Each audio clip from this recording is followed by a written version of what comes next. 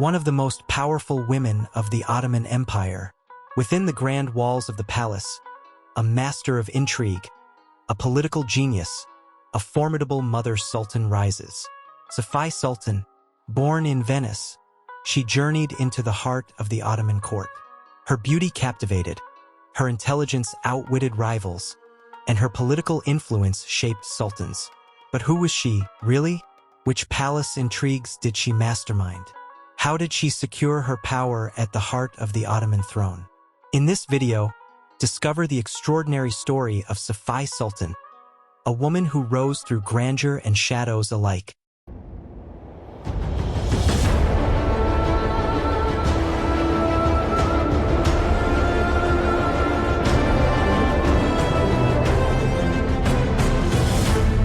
At the beginning of the 1550s, in a land far from the borders of the Ottoman Empire, a baby girl was born. She was born into a Christian family and was probably named Sophia. By the twists of fate, she would later become known in Ottoman history as Safiye Sultan. There is no definitive information about Safiye's origins, but various accounts exist. Some Venetian historians of the period claimed she was of Albanian descent and born in the village of Rezi in the Dukakan region. On the other hand, a German traveler named Stefan Gerlach wrote that Safiye was of Bosnian origin and, while still a princess, had been given to Murad by Ferhad Pasha. Another widely circulated legend suggests that Safiye Sultan was Sofia Baffo, the daughter of a noble Venetian family. While traveling from Venice with her family, her father being the governor of Corfu, she was captured by Ottoman pirates and sold into slavery. It is said that due to her legendary beauty, the young girl was immediately noticed in the slave market in Pera, Istanbul. Nurbanu Sultan, mother of Murad III, reportedly heard of her and, upon seeing her, thought she would make a suitable wife for her son. Sophia was purchased for a high price and brought to the palace. Of course, these stories are part of palace legends. Historians point out that the person captured by pirates in the Adriatic, said to be the daughter of the governor of Corfu, was actually Nurbanu Sultan, Safiye's future mother-in-law, and that over time, the two stories became intertwined. What is certain is that Safiye Sultan, then named Sophia, became part of the Ottoman harem at a very young age, and her life's course changed completely. According to Ottoman sources, Safiye entered the palace in 1563 at only 13 years old. Upon entering the palace, she underwent the traditional training. She learned the language, converted to Islam, and was given the name Safiye, meaning pure or clean, fitting her beauty.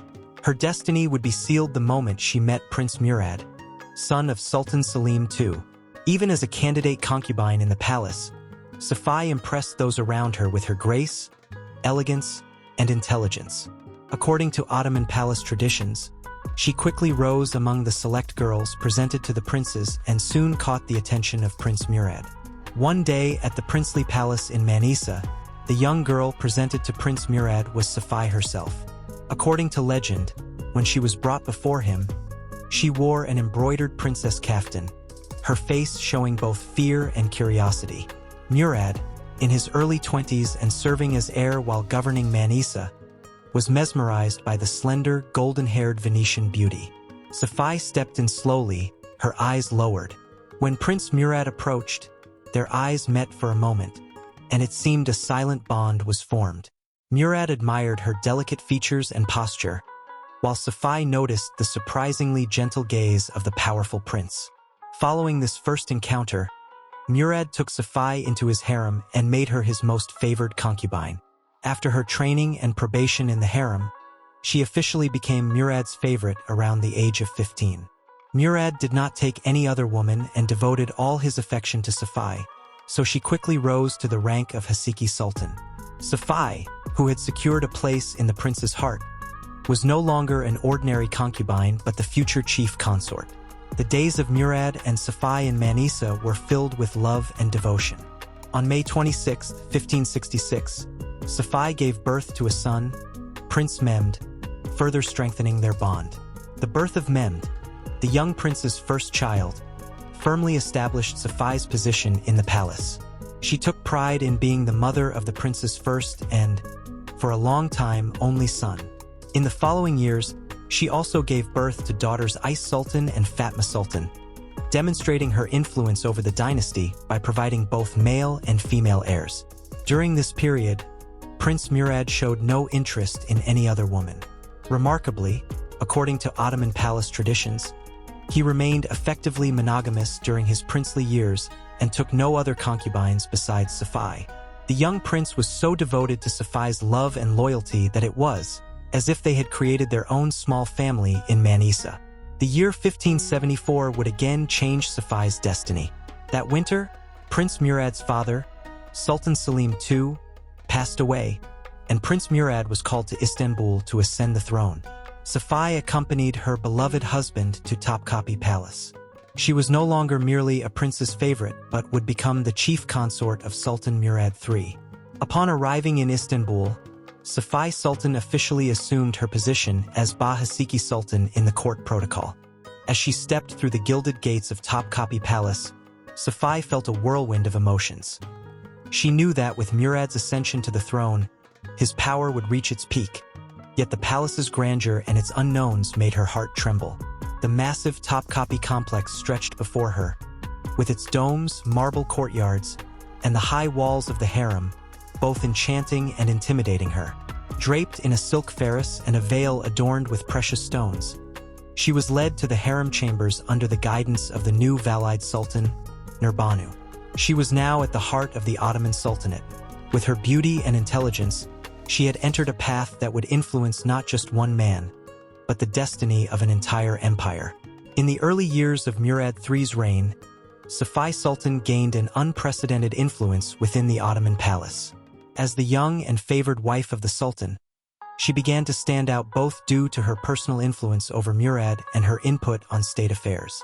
Although it was traditionally expected that a sultan maintain many women in the harem, Murad remained loyal to Safiye in the early years of his reign.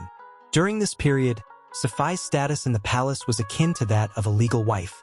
Some sources even claim she was officially married to Murad, though foreign ambassadors noted this was not the case. Nevertheless, the bond between Murad and Safiye was so strong that the sultan's heart longed for no one else. This created an image of a monogamous sultan. However, Safiye's influence over the sultan caused discomfort for some in the palace, especially her mother-in-law, the new Valide Sultan Nurbanu. Nurbanu began to see Safiye's power as a threat, both to her son and to the administration of the state. Moreover, with Mehmed, Safiye's son, being the only male heir, there was a risk to the dynasty. In the event of illness or political turmoil, the Ottoman succession could be jeopardized. Therefore, Nurbanu took action to both balance Safiye's power in the palace and increase the number of grandchildren to secure the dynasty's future. Under Nurbanu's supervision, experienced concubines and palace officials began presenting new favored women to Sultan Murad. According to accounts, almost every day a fresh, attractive concubine was brought before Murad, aiming to distract him from Safiye. Nurbanu's own daughters, Ismahan Sultan and Geverhan Sultan, along with Murayma Sultan, daughter of Suleiman the Magnificent, supported the grandmother's plan. Safiye Sultan suddenly found herself surrounded by experienced and influential rivals. As intrigues within the harem intensified, Sultan Murad began to spend time with other women, yet Safiye remained the true mistress of his heart.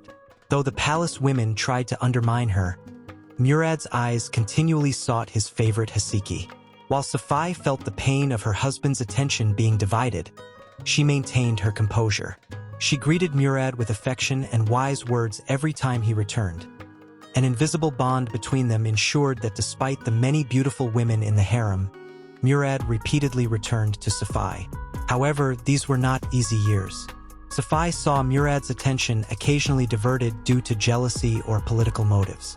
A power struggle was unfolding in the palace, and Safiye had to strategize like a graceful commander. On one side were Valide Nurbanu and her experienced team, and on the other, the young but intelligent Safiye Sultan. By the 1580s, Safiye's patient endurance began to bear fruit. First, her most troublesome rival, Murayma Sultan, died in 1578, followed by her greatest adversary, Nurbanu Sultan, in 1583. After her mother-in-law's death, Safiye Sultan began to exercise her influence over the Sultan without restrictions, solidifying her power within the harem. By 1585, none of her powerful female enemies remained alive. No valide or influential consort could challenge her position. Yet she was not entirely without rivals in the harem. Some of Sultan Murad's other concubines had also begun to be recognized as Haseki sultans: Mirabin, Sahubin, Nasperver, Semseruzur, Fari, each trying to attract the Sultan's attention in separate chambers. Safiye, now the de facto ruler of the harem, remained vigilant to neutralize any potential threats.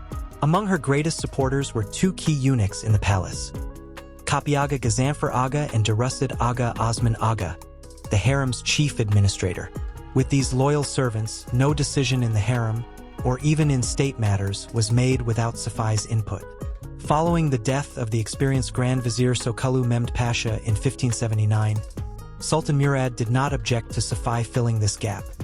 He may even have approved.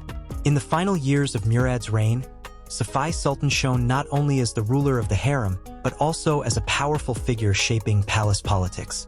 Behind the high walls and magnificent chambers of Topkapi's harem, an invisible struggle for power continued. Safiye, having risen to such a position at a young age, disrupted the traditional palace hierarchy. Valide Nurbanu, a woman of vast experience and authority, was uneasy with this young bride influencing her son. While issuing commands from her gilded throne cushion, Nurbanu kept Safiye under constant watch. Their relationship, outwardly graceful and courteous, concealed a subtle rivalry.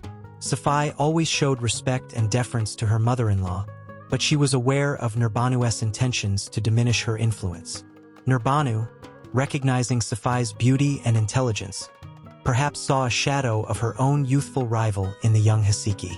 This harem conflict unfolded more as intrigue than open confrontation. The Valide Sultan used her mastery over the harem's rules and her network of influence to attempt to neutralize Safiye. Palace servants and concubines were monitored, and Safiye's every move was observed, with plans devised to divert her from the Sultan. One of the most effective strategies was presenting new favored concubines to Murad. At Nurbanu's command, exceptionally beautiful concubines were carefully selected, trained, and then presented to the Sultan. On one evening, a dazzling Italian concubine was presented as a birthday gift to Murad. On another day, a legendary beauty from Persia performed before the Sultan. The goal was to distract Murad from Safiye. Even as these young women acknowledged Safiye as a rival while greeting her in the harem, Safiye maintained her composure. She treated each newcomer with kindness and wisdom, aware of her mother-in-law's involvement. Yet each night, Murad's path invariably led back to Safiye's chambers. Despite the efforts of the other concubines, Murad's thoughts consistently returned to his beloved Haseki. Safiye's elegance and conversational charm never dimmed in the eyes of the Sultan, much to the frustration of Nurbanu Sultan and her supporters. Throughout this prolonged power struggle, Safiye acted with immense patience and skill. She never openly disrespected her mother-in-law, and she voiced her complaints about harem intrigues to the Sultan as little as possible. Instead, she relied on her secure place in Murad's heart to maintain her position. On one occasion, during a banquet organized by Valide Nurbanu, a strikingly beautiful concubine was seated beside Safiye almost by chance. Later that evening, as the concubine sang and danced for Murad, Safiye merely smiled and lightly touched the Sultan's arm. Though Murad's gaze briefly drifted toward the newcomer, Safiye's touch drew his loving attention back to her. This small moment summarized the balance of power in the harem. Despite Nurbanu Sultan's continuous attempts to strengthen her side, Safiye remained firmly in the castle. The death of Nurbanu Sultan in 1583 opened a new chapter in the harem. Safiye Sultan stood at the forefront of her mother-in-law's funeral with dignity and grief. Though onlookers may have thought she felt a sense of victory, there was no arrogance on her face. Rather, she seemed cautious, as if saying, "Every rise contains a fall." After Nurbanu's death, Safiye faced no serious obstacles. She was now the highest-ranking woman in the palace. Thanks to her influence over the Sultan, her voice carried more weight in state affairs. Murad's sisters, Geverhin and Esmahan sultans, were preoccupied with their own marriages and court circles, leaving no organized female opposition against Safiye. With her last rivals out of the way, Safiye Sultan became the absolute ruler of the harem. From that moment on, the new sovereign of the women's realm in the heart of Topkapi Palace was Safiye. One of the main reasons for Safiye Sultan's formidable power within the harem was that she was the mother of Sultan Murad's only surviving son, Prince Mehmed. In Ottoman tradition, the eldest surviving son of the Sultan was considered the heir to the throne, and his mother would ascend to the most prestigious position within the harem hierarchy. Safiye Sultan, as the mother of Murad III's eldest and longtime only male child, was treated with great respect. When Mehmed was born, Safiye, still a favored concubine, would become in later years her son's greatest supporter and protector on the path to the throne. After Murad became sultan, Mehmed was regarded as the Prenzai Urfa, or heir apparent. Safiye Sultan carefully oversaw her son's upbringing, knowing that one day he would ascend the throne. Even while he was a baby in Manisa, she imagined moments when he would one day address her as "my sultan" while singing lullabies. She closely monitored his education, petitioning Sultan Murad to assign the finest tutors and mentors. Consequently, Mehmed grew into a knowledgeable and cultured prince under the guidance of the era's leading scholars. Safiye Sultan also ensured her son's safety within the palace. Especially as other Hasikis began bearing children, she remained vigilant against any threat that could jeopardize Mehmed's position. Even as other concubines gave birth to sons, Mehmed, as the eldest, retained his primacy as heir. Safiye did not hesitate to use her influence with the Sultan to maintain her son's advantage. She ensured that Mehmed held a special place in Murad's heart, fostering a loving relationship between father and son. During the early years of the reign, while Mehmed was still a child, Safiye seized every opportunity to nurture him with the utmost care. For instance, on one Ramadan day, she suggested to Murad that they visit the Hurkarai Sadet, holy mantle, chamber together with the prince for prayer. As father and son honored the sacred relics, Safiye watched from behind, quietly witnessing Murad's paternal affection and pride in his future heir. In 1583, when Prince Mehmed turned 17, he was sent to Manisa as governor, in accordance with Ottoman custom, to gain administrative experience. Mehmed's departure was both a source of pride and sorrow for Safiye. She took pride in his preparation for state governance, yet worried about leaving him far from Istanbul. As the chief lady of the harem and the Sultan's favored wife, Safiye had duties that required her presence in the capital. She held back her tears as her son left. Mehmed, clasping his mother's hands, received her prayers and guidance, to be strong, obedient to God, and always dutiful to his father. Safiye watched him depart from the city walls, knowing she would frequently send letters and instructions, and she entrusted his loyal eunuchs and tutors to ensure his safety. For Safiye, the most difficult challenge was facing palace intrigues alone while her son was away. But she had to remain strong, knowing that one day her son Mehmed would inherit the empire.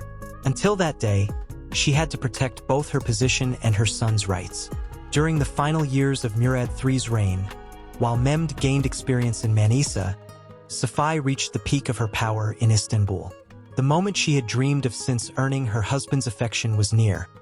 Her son would ascend the throne, and she would become Valide Sultan.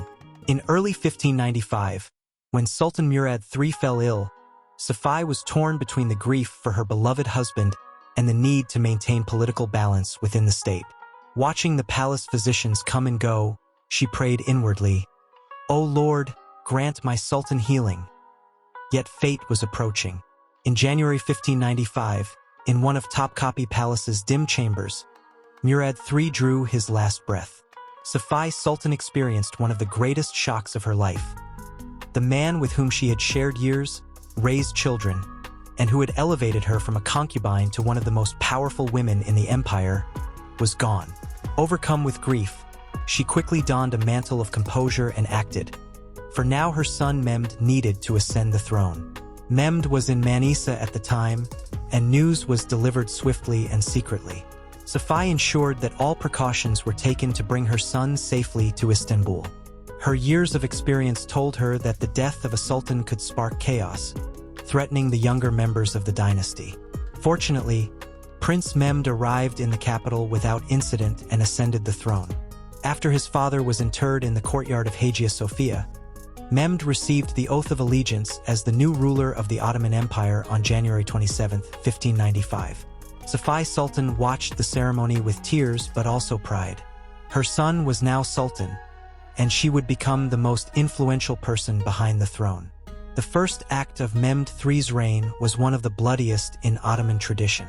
19 princes, Murad III's other sons, were executed overnight. Sultan Mehmed, to secure his rule and prevent future succession disputes, followed the precedent in Fatih's canonym. Most of these young princes were infants or very young children, making the massacre unprecedented in Ottoman history.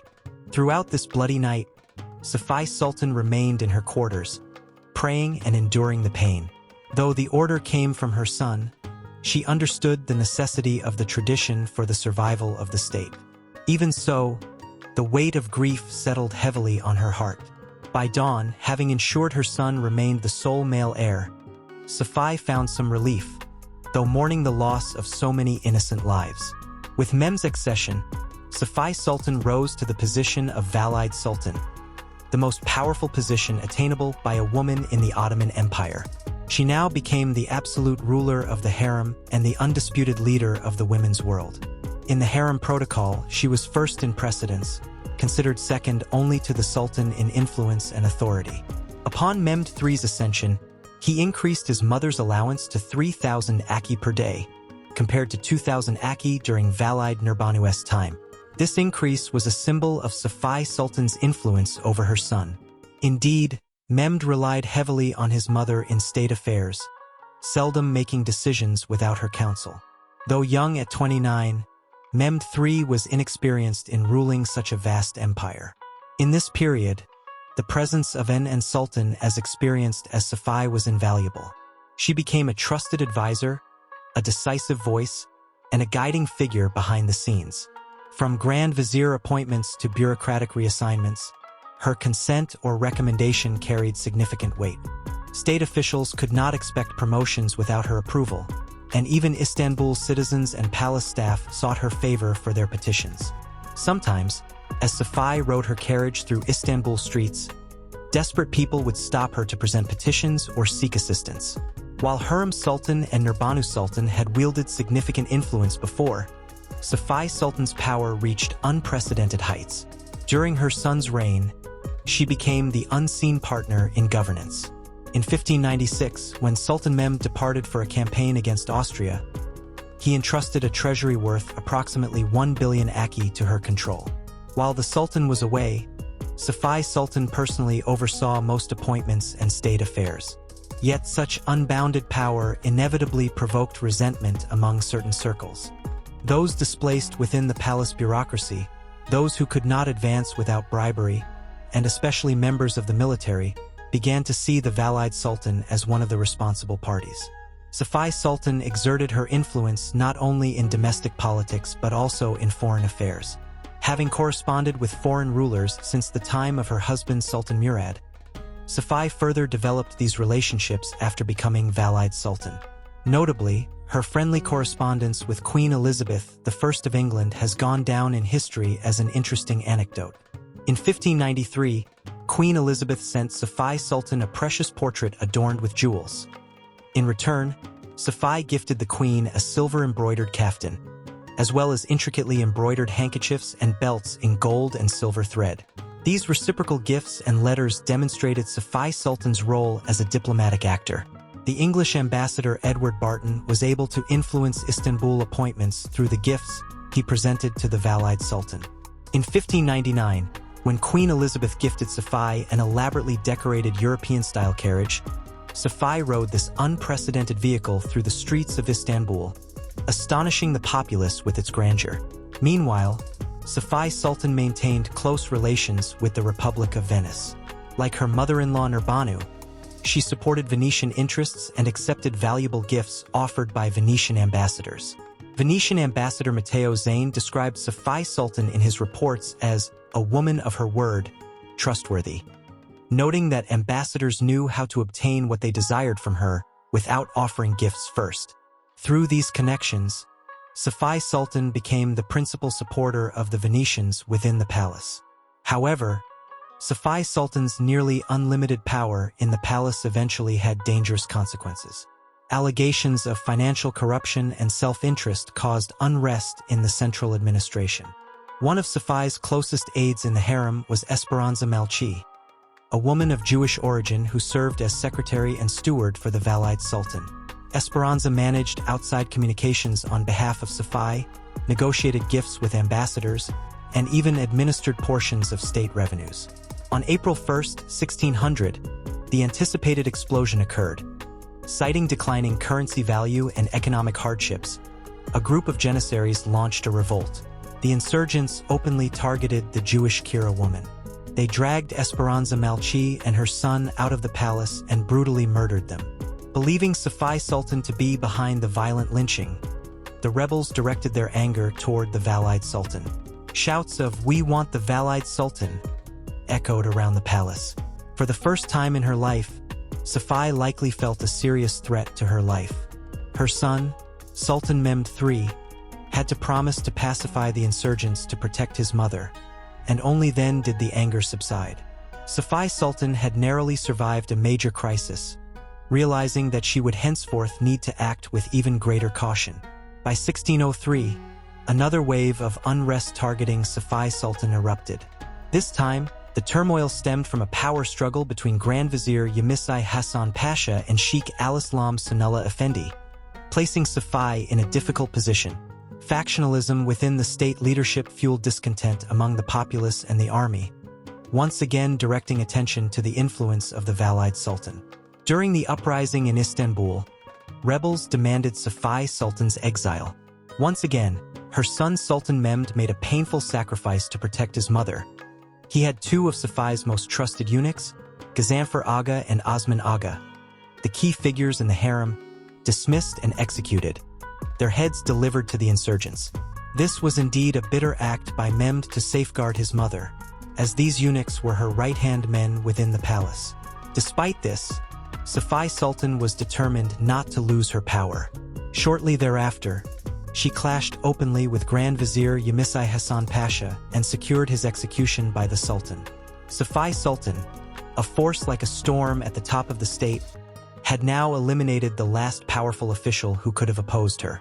That same year, she acted decisively to protect her position in a matter that even threatened her future. Mehmed III's eldest son, Prince Mahmud, born in 1587 and residing in the palace with his mother Halime Sultan, was discovered to have secretly contacted a fortune-teller through his mother to predict when he might ascend the throne. For Safiye Sultan, this was an unforgivable audacity. Halime Sultan was plotting to prepare her own son for the throne ahead of Mehmed's other sons. Safiye acted immediately, presenting the situation to Sultan Mehmed as a dangerous conspiracy, convincing him that Prince Mahmud might attempt to seize the throne. Guided by his mother, Mehmed agreed to sacrifice his beloved son for the sake of the state. On a cold night in 1603, the 16-year-old Prince Mahmud was quietly strangled in a palace chamber. His mother, Halime Sultan, was exiled to the old palace, removing yet another potential obstacle to Safiye Sultan's dominance. Though this act left the palace in silence and fear, Safiye showed no outward remorse for causing her grandson's death. Her face bore its customary proud expression. Though storms raged inside, she revealed nothing. For her, what mattered most was the security of her son and, consequently, her own authority. Yet fate prepared one final blow. On December 22, 1603, Sultan Mehmed III died suddenly at the age of 37. Safiye Sultan's world seemed to collapse as she lost her only support and greatest power. Just weeks after having sanctioned the death of her grandson Mahmud, she was now shaken by her son's death. This unexpected loss would mark the beginning of a new era in the palace. Mehmed III had two surviving sons, Prince Ahmed and Prince Mustafa. Left in tears within Topkapi Palace, the two young princes faced the prospect of succession under Ottoman tradition, which often mandated that surviving brothers be eliminated by the new sultan. This time, however, the situation was different. Prince Ahmed was only 13 years old and now bore the weight of the Sultanate. His mother, Handan Sultan, was alive, and for perhaps the first time, the palace officials, leading statesmen, and even Safiye Sultan agreed that a young sultan required guidance. Safiye suddenly found herself in the unprecedented position of grandmother to Sultan Ahmed. She was one of the rare Ottoman women to witness 2 consecutive generations of sultans. Moreover, there was no precedent for how a grandmother might act in such circumstances. A completely new situation for the Ottoman court. When Ahmed I ascended the throne in 1609, Safiye Sultan had not yet been sent to the old palace. According to tradition, the new sultan's mother, Handan Sultan, was immediately declared Valide Sultan. Safiye formally lost the title of Valide Sultan, but her presence and influence in the harem were far from erased. She remained in Topkapi Palace for some time, continuing to receive her substantial daily salary of 3,000 aki. In fact, this allowance exceeded that of the new Valide Sultan Handan, reflecting the underlying tension between old and new power centers within the harem.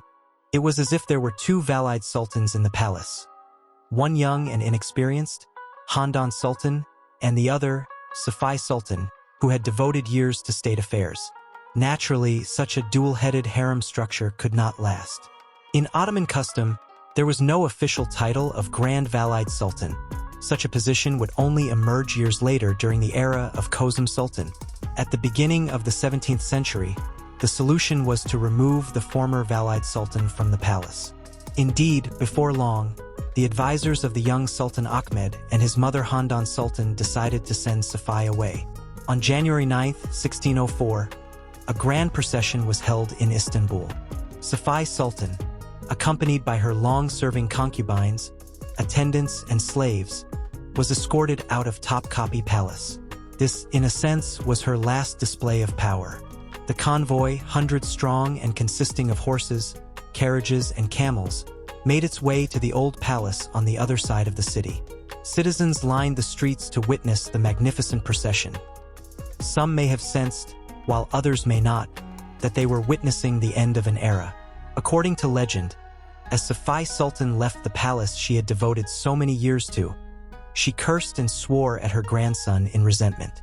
Those who knew her ambitious character were not surprised by such a reaction. She remained in the old palace for only 18 days before being effectively expelled by her daughter-in-law, Handan Sultan. With Safiye Sultan's confinement, all her servants and concubines were removed from the palace. Topkapi Palace was practically emptied. As the young Ahmed ascended the throne, he had neither experienced statesmen nor influential women of the harem by his side. Safiye Sultan's departure left a void, and with her long shadow withdrawn, new stars, like Kozum Sultan, would eventually rise. Thus ended Safiye Sultan's nearly 30-year reign in Topkapi. She was condemned to grow old in the calm and isolated world of the old palace. This period was, in effect, an exile for her. Removed from Topkapi, the heart of Istanbul, the old palace was traditionally the residence for retired Valide Sultans and palace women. Once settled there, Safiye Sultan no longer interfered in state affairs or directed palace politics. For years, the viziers, ambassadors, and palace officials who had flocked around her were now far away. Yet her prestige was not entirely gone.